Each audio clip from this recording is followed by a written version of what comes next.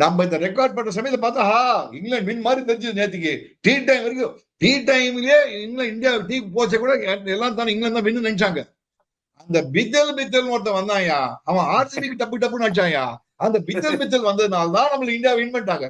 அந்த பித்தல் ஒரு நாள் பீட்டில் ஆகிட்டாங்க. அவனை வெத்தலை பாக்கு போட்டு பண்ணி சாப்பிட்டாங்க நம்ம பசங்க. அவன் தொசுக்கள் என்ன ஆச்சு பாத்தீங்கன்னா வியூவர்ஸ், 31 பால்ஸ் ஆடி இருக்கான் வியூவர்ஸ். அந்த 31 பால்ஸ் அவன் 5 ரன் அடிச்சிருக்கான். அந்த 31 பால்ஸ் அவன் சாப்பிட்டதுனால என்ன ஆச்சு, இவனுக்கு ஜோ ரூட்டுக்கு அந்த மொமெண்டமே போயிடுது.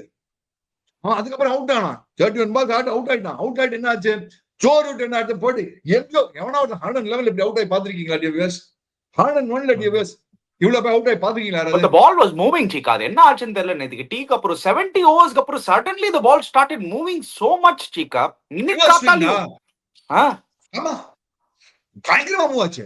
And ஒரு one good thing happened yesterday பாத்தீங்கன்னா, did you all notice action? நீங்க நோட்டீஸ் பண்ணீங்களா?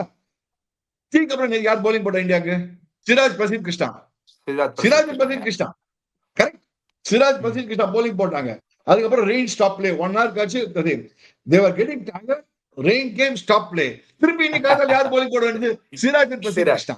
whereas நேத்துக்கு சப்போஸ் ரெயின் வரலன்னு வெச்சுக்கோங்க, நேத்துக்கு லாஸ்ட் 1 hour கிரிக்கெட் ஆடினாங்கன்னா maybe Akash Deep would have to come to bowl one end.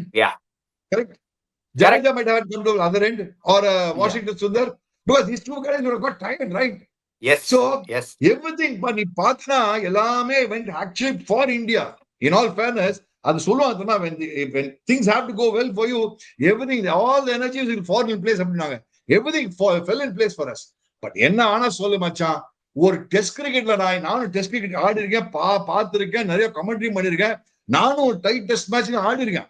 எப்படி நான் இந்த மாதிரி ஒரு டெஸ்ட் மேட்ச்ல பார்த்து, ஒரு சைடுல ஃபர்ஸ்ட் இன்னிங்ஸ் பொட்டலம், செகண்ட் இன்னிங்ஸ் வந்து magnificent batting by both sides. And என்னது ஒரு டெஸ்ட் மேட்ச் வந்து ஆல் 5 days கிரிப்பிங்கா இருக்குடா. எல்லா டெஸ்ட் மேட்ச்லயும் ஆல் 5 days கிரிப்பிங்கா இருக்கு. பட் இந்த டெஸ்ட் மேட்ச் எஸ்பெஷலி ஒரு மாதிரி இங்க போயிட்டு இருக்கு பாரு. ஐ மீன் எப்படி இருந்திருக்கும்ல மொமெண்ட்ஸ் இன் ஸ்போர்ட் நம்ம எப்பவுமே ஞாபகம் வச்சுப்போம்ல சீக்கா.